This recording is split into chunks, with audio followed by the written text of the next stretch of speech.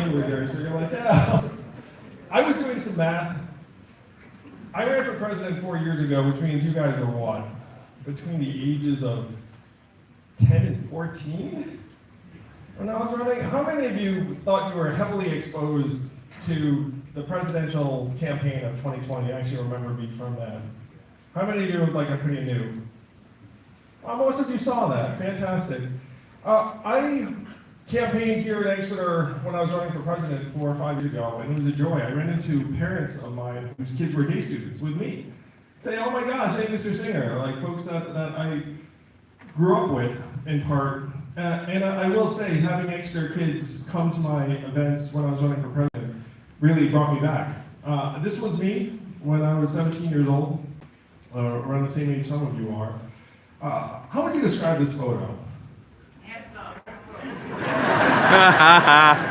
Geez, that's not what I was going for at all. Genuine. If you observe closely, I have an earring in my left ear, and my mom hated that earring so much, but she pledged never to actually give me a hard time about it, because she knew if she gave me a hard time about it, I'd probably keep it in for an extra year. That was like a glimpse into my relationship with my parents. When I came here in the 90s, going to boarding school was code for your parents getting rid of you. And I don't know. I don't know if that's it's meant to be. I don't know if that's true today. But I did struggle here, as Bill said. I showed up in my upper year. Anyone else do that? Yeah, and it was tough because I'd show up and be like, hey, everyone seems to know each other. I came here because I was not doing great socially in my public school for whatever reason. And I came here and I did not do great socially here either. That's the way it played out in real life. I still to this day have no idea how people date at Exeter, because I dated not at all during the years here. So the handsome thing is news to me, so thank you for saying that. So for me at the time, I thought my mission was to get into a good college. And the insight I had into my classmates' family lives and whatnot, as pertains to getting into college, is still a mystery to me to this day. Like, I somehow knew that this kid had quadruple legacy to X school on one side of the family. This kid comes from a family business, and there was like this sneaking feeling that that's what the mission of Exeter was to try and get into the best school possible. I have friends from Exeter who are very, very successful today, and I have friends from Exeter who are not successful at all. And when I say not successful at all, I mean like one's in prison. And you can look it up. And not even for something cool, like something heinous. So what Bill said about the fact that like this is the best education I ever got, totally true. This place put a certain degree of pressure, at least on me, to try and do something with myself, which compounded with the fact that I was the son of immigrants, I had Asian parents and whatnot. It turned into like a little bit of a crucible, shall we say. Now, on my side, I ended up coming through in a particular way. I'm very happy. But I have classmates who did not come through it that awesome. And I was in Peabody. Anyone know Peabody?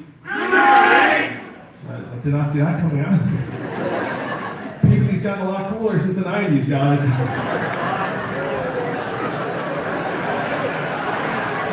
That's a true story. Peabody was not the cool dorm. And people now are saying that actually has not changed. But the substance of my talk is meant to be how I got from that to whatever this is. And give you a sense of it, because in this room today, and you may not know it because you're like I was, where you're young, striving, not sure what the future holds, you all are going to end up having a very, very significant impact on what the world looks like a number of years now. You really are.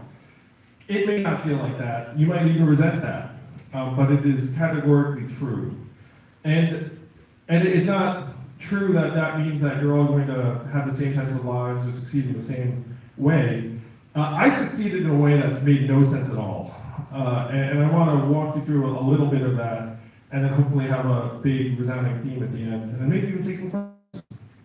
So as Bill said, Exeter, Brown, Columbia, pretty standard stuff, right? You know, the parents are like, okay, this is going all right. And then I practice law and say this is the worst thing ever. This is like a contest where the reward is more pie. I must get a new job immediately. And so I went home to my parents over Thanksgiving and said something to this effect to them, and they had no idea what I was talking about. They were like, what are you talking about? It's a great job. We're like telling all of our friends about how great you're doing. And I said, you did not immigrate to this country for me to do this job. And then they didn't understand that. I was like, don't worry, you'll figure it out. So I left to start a company, and the company totally flopped. It had its mini rise and maximum fall in my 20s. And my parents lied to their friends and told them I was still a lawyer because, you know, much easier. And it hurt me deeply. During that time, I actually could not face my friends from Exeter in New York because most of them were doing quite well, and I was not. Like, I was ashamed to show my face. That's the truth of where I was in my 20s. But I decided that I wanted to try and get better at this thing, this entrepreneurship thing.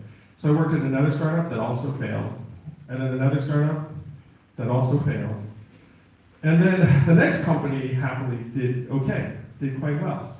And grew to become a significant enterprise, was bought by a bigger company in 2009 when I was 34 years old. It's like a 7-year where they were kind of came back together.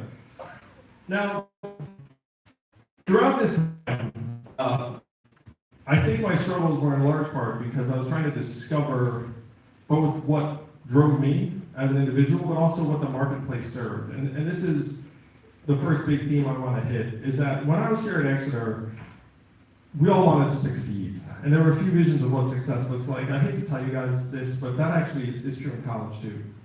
You get into college, most of you guys are going to go to great schools, and then you're going to have a limited number of visions of success that get imposed upon you by the market. I started an organization called Venture for America, and I used to joke that smart kids in America do one of 6 things in 6 places. What are those 6 things? Finance, consulting, law, medicine, engineering/tech, and academia. One of those 6 things in 6 places. I'll let you list the cities in your head. But about 85% of Exeter grads, of good school grads, are going to do one of those 6 things in one of 6 places. And I saw this and said, you know what? Maybe we could be doing something else. So after my company was bought, I started an organization called Venture for America that went to Detroit, Cleveland, Birmingham, New Orleans, St. Louis, Baltimore, a bunch of cities that were not on that list of 6 places, and said, hey, let's create a legion of young people to build businesses in these places. It's called Venture for America. What do you all think about the sound of Venture for America? Some of you are nodding, some of you are like, oh, but some of you are into it. When you get to college, believe it or not, Venture for America will try and recruit you and say, hey, you want to come to these cities and do awesome stuff. I spent 6.5 years building an organization as a nonprofit leader. And that nonprofit experience was its own arc. This is what I did, by the way, before I ran for president. When I was running for president, the press would describe me as Silicon Valley tech billionaire Andrew Yang. And my wife was like, where the hell is this $1 billion they're talking about? And do you have a second life in California? I also don't know about. When I ran for president, I was a dude who'd run a nonprofit for 6.5 years. And if you know anything about that stuff, nonprofits run on 2 things. How many of you volunteer for a nonprofit now? You should just pretend and raise your hand on that one. That's like, are you nice? And I can't test, I don't know. So you just, if you volunteer for a nonprofit, nonprofits run on 2 things, passion and money. You might have passion, like I had some passion, I had a little bit of money, and then I marched around trying to raise money for this organization. So I did this for 6 years, and there's a marketplace for nonprofits. There's a marketplace for talent, there's a marketplace for nonprofits. The marketplace for nonprofits consists of foundations and donors. And so I found myself the uplifting guy who was asking rich organizations for money to fund my nonprofit. And I was good at it. We grew to I donated 120,000 seed the organization. It grew to like 6 million or so. I think it's at like 8 to 10 million today. And so I was getting applauded where I went around the country being like, look at this guy and this great org. And then Donald Trump became our president in 2016. And I said, oh my gosh, things are getting much, much worse than I thought. You guys, how old were you when that happened? Oh my God, I'm so sorry that the country delivered that to you and you're like, hey, is this normal? It's like totally not normal. The teacher's going to test the fact that that's not a normal occurrence. It was so abnormal that I looked at my wife and said, hey, I guess I have to try and do something. And so I decided to run for president. And when I said to my friends, hey, I'm going to run for president, they literally said, of? Because up until that point, I had done nothing political. I did nothing that would suggest that that would be an appropriate ambition. And the fact that I ran for president is fueled largely by the fact that I came to Exeter. Because if you're at Exeter, here are the goods and not so goods of it. I've described some of the not so goods. But the goods are that you actually think you're capable of doing anything anyone else does.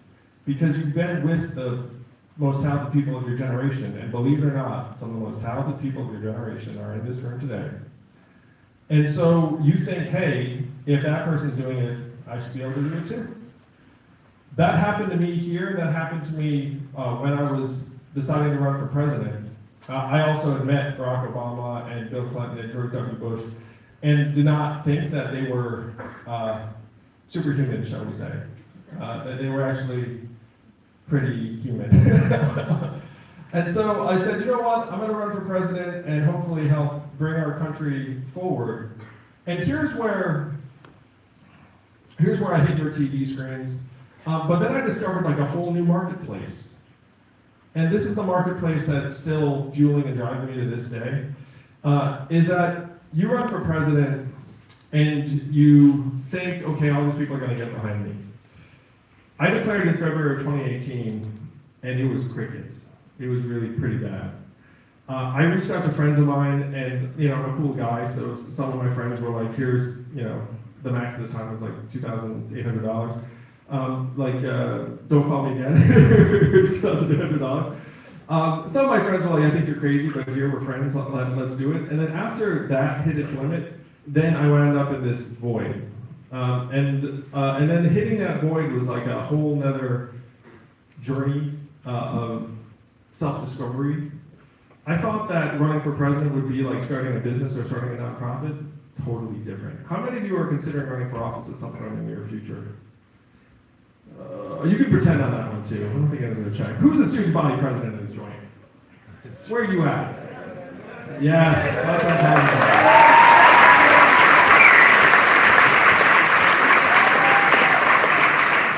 By the way, this kid in his wildest dreams never would have been student body president, and that's actually totally true. So there are folks here who I think at least are contemplating running. And if you run, I'm here to tell you, it winds up being a deeply personal journey because you go to everyone you know and people you don't know and say, hey, here's who I am, will you support me? Will you believe me? And the first wave of people to do that are your friends and family. Then after that, bit of a void. And so I spent months and months marching around this country, just putting my best foot forward. And I will say to you all, I was okay with accepting failure. Like, I did not expect to be president of the United States. I don't know if you can sense that about me. It wasn't like I was like some delusional, I was like, I'm gonna be president. Like, it was like, hey, I'm gonna advance Western civilization. I'm going to explain universal basic income and AI to people. And by the way, that AI had not been out there in the world at that point. I'm going to mainstream a set of policies that I think are going to be vital to help keep our country strong and whole. That will be my mission. And if I totally fall on my face and fail, then that's okay. I looked in the mirror and said, I'd rather that risk than the do nothing risk. And one of the reasons why I could undertake that journey was because I failed when I was 25, I failed when I was 27, failed again when I was 29. And so this time I was 43 and said, okay, like I can actually accept failing again. What I wouldn't accept was just shrugging and letting the world head towards what I thought was disaster.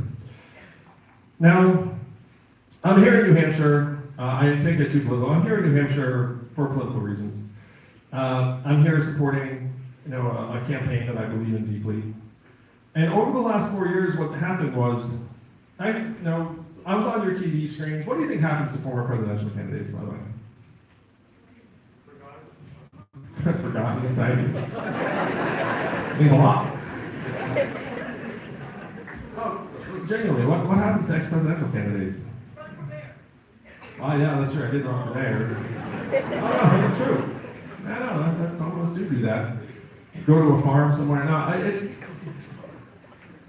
in my case, it was interesting where there were still a lot of people who believed in me and said, okay, like, what are we going to do? How are we going to get the world heading in a better direction? I'm actually speaking at TED this year in 3 months. I got announced today. And I'm speaking about the American political system and why it's not going so well. It's not going so well, everyone. it's not good. And what I came to, the same conclusion that I'm sure some of you have come to, the two-party system in America is lost its way. What is the approval rating for U.S. Congress as we're here together today? Approval rating of U.S. Congress. 15%. 1-5. Good times, USA. What is the re-election rate for incumbent members of Congress? 94%. Now, you guys are in high school, and you would think, whoa, like there's something very dramatic about those two numbers. Now, why is it that you can have such an angry, frustrated electorate and a 94% incumbent re-election rate? Nobody cares. He's not wrong, I mean, in terms of the percentage of votes. So I'm going to suggest, we should care. But it turns out that 90% of the districts in this country are drawn to be either blue or red and are uncompetitive in the general. So that if you hold office, you're actually going to cruise to re-election nine times out of 10. The only way you can lose is if something happens called you get primaried from within your own party. Then you have a chance to lose. I'm going to get wonky for just a sec. There are 10 Republicans who voted to impeach Donald Trump in the House after January 6th. How many of them made it back to office? 2. And they were in Washington State, which is a little bit different. So you have a 94% incumbent re-elect rate, but then you go against Trump and all of a sudden it's like the opposite. It's like 80% wipeout rate. The way you can lose your seat in this system is really if you go against the base and party leadership. It's the only way you can lose. As long as you stay in line, you're fine. You're insulated, you're essentially untouchable. Now, that is the system as it's currently designed. And what I'm now embarking on a plan to redesign that system, which is incredibly ambitious, but I found myself in this tier of people that might be able to take a shot, raise millions of dollars for it, which I've done, by the way. In the aggregate now in my career, I've raised, I don't know, like a couple $100 million. I mean, so something ridiculous. And so I'm now trying to channel that money to fix our political system. Now, the money I raised to fix our political system is unfortunately a drop in the bucket to what is necessary. We're going to spend about $10 billion beating each other up in 2024, and like $100 million trying to fix it. That's like 1%. So that's what I'm trying to fix now. And the marketplace that I now serve is just the American people. I go around the American people and say, hey guys, like I'm trying to fix things. You want to get behind me? You want to support me? And believe it or not, that's a thing. The thing that has been my discovery over these years, and the message I want to impart to you guys, is that this marketplace you're in, Exeter, grades, college, schools, parents, all that stuff, that market then becomes a different market when you get to college. Unfortunately, the college market's kind of similar, honestly. It's like very, very pretty analogous. And then there's what people do if you're talented after you come out. But then as you get to my age in adulthood, then you actually have to start making choices about what drives you, what you value, and whether there's a path to be quote unquote successful at it. The reason I'm here before you today is because I made a series of unwise professional decisions throughout my career, but they actually worked out. That's really it. If I made wise professional decisions, you never would have heard of me. You know what I mean? Like, I would be just another nameless, successful Exeter grad in the canyons of New York City somewhere, with a nice house in the suburbs, going on nice vacations. But, like, you know, I certainly wouldn't be here because Exeter has a legion of graduates that look like that, and they don't come speak at your assembly. You know what I mean? So the test is, will you grow to care about something that will put you at genuine risk of failure?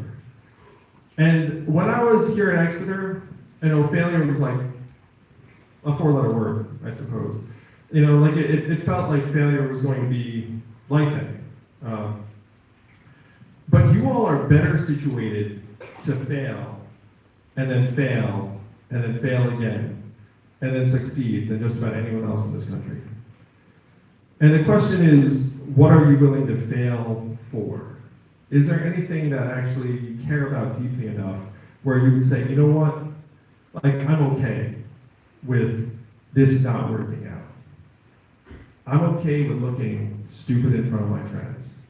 I'm okay with being the, you know, like, the butt of memes, or what, you know, whatever, like, the worst thing you can imagine is that's not life-threatening. And I will say that this guy's biggest goal was to try and get a date, and I did fail at that too, quite regularly actually, quite often. And it's that set of failures that ended up turning me into someone who could do something that might be meaningful and impactful. I'm here supporting a guy named Dean Phillips, who's running for president. You have a Deanship t-shirt on fake, he's so happy. In my opinion, he's our best chance to upgrade from the battle of the 8-year-olds that is not going to go well. And some people, when I'm on the trail in New Hampshire, it's very touching. They say, it's like, oh, thank you for coming back. And I think to myself, the least I can do, because of all the support I've gotten on those. I've had a fantastic career, life. I'm happily married and have 2 kids. I consider putting that photo up there too, just to be like, hey, look, I'm an adult now. But the reason I'm here is to try and create a path for a better future for the country. And I get rewarded very, very. I was in the cafe this morning and someone came up to me and said, thank you for what you do. And the fact, like, I get that every day. Like, there's no place in this country I can go where someone just doesn't come up to me and say thank you. And so I feel like the least I can do is try and grind my heart out so that, succeed or fail, we actually have a chance to build a future that we're going to be excited about. I'm pumped to at least take a couple of questions from you all. I think we have a little bit of time. Does anyone have anything for me? Yes.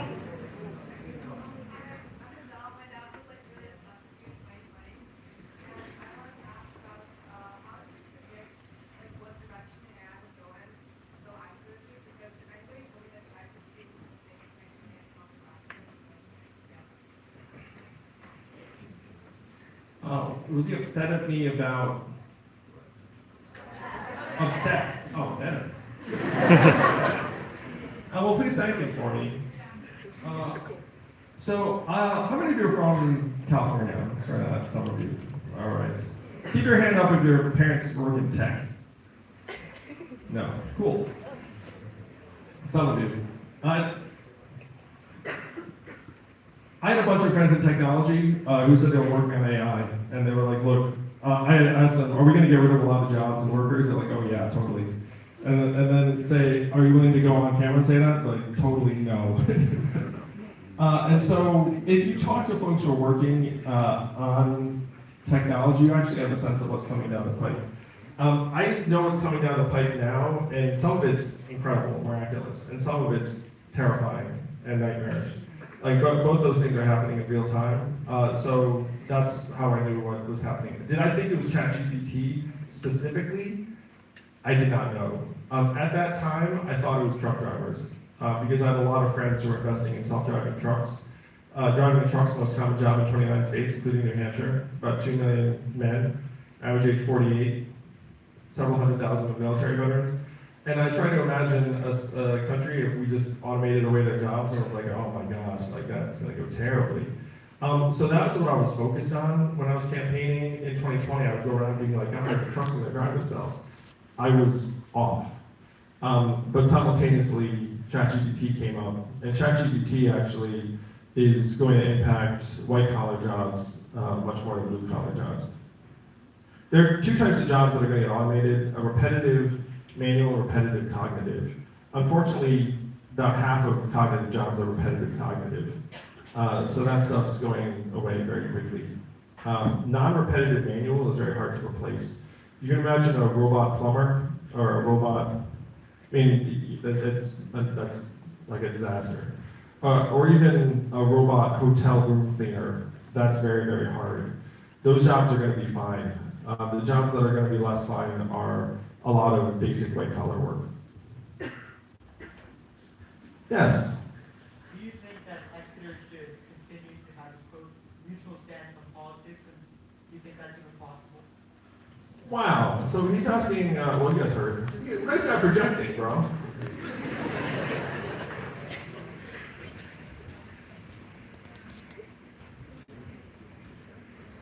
You know, I would defer to the leadership on this, genuinely.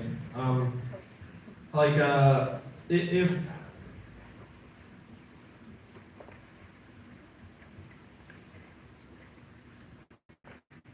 I think that a lot of things in American life are getting politicized, and if you have an educational environment where people feel like it's politics free, that might be a great place to learn.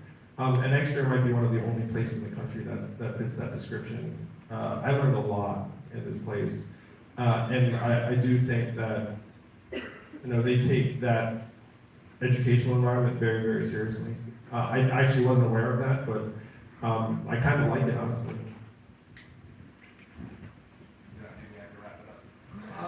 One more question, my friend up there. I'd like to ask, in a field where every single candidate claims for their own truthfulness and accuses others of lies, how in the world do we know who to trust? Yeah, just trust me, bro. Just like. Thank